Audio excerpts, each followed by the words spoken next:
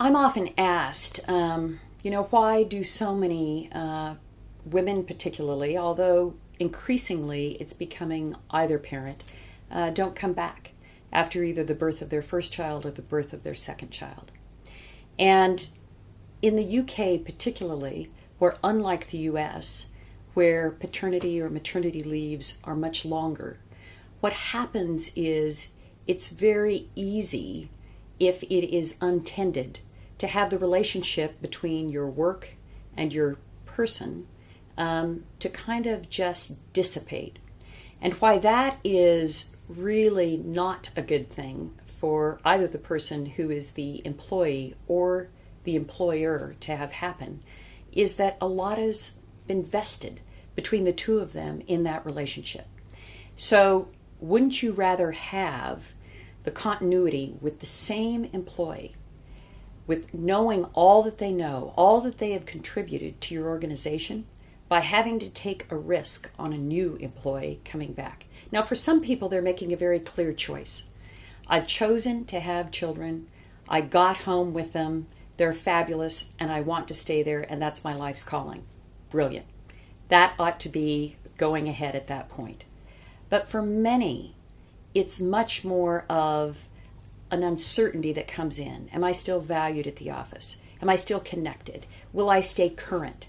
And that's where a program that actually works on bringing together both the employer and the employee in a very thoughtful way through that period of time leading up to the birth of their child, through that maternity or paternity leave, and then beyond, can be very helpful.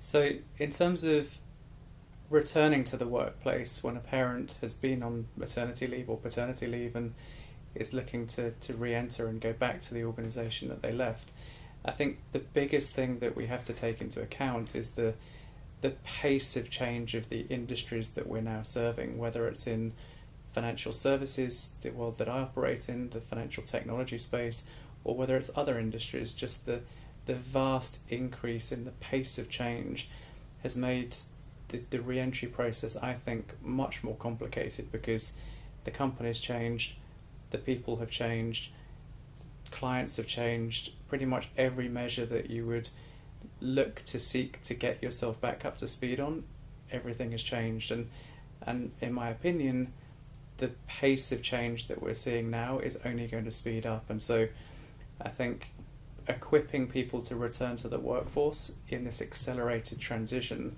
of the environment that's around them is more and more pertinent now than ever before.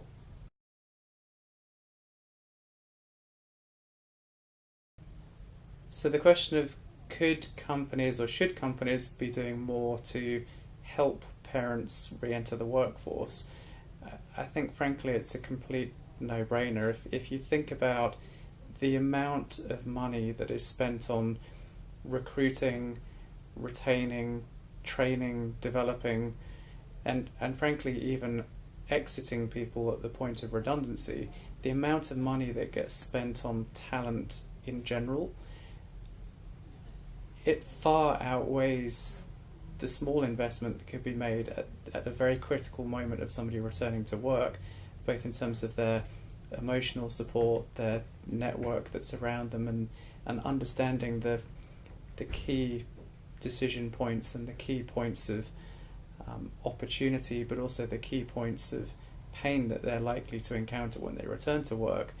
I think it's a small investment to make a whole group of talented professionals for each particular company continue to be valuable to that company, or actually, frankly, in a constructive way, have a conversation with them as they're returning to work that provides them with an understanding of what environment they're walking into, and have them make some different choices around which role they should be working within that specific company, or whether there's a better decision that they could be making. I think if you put it in the context of money that's spent on recruiting and retaining talent in other contexts, it's, as I say, it's a no-brainer.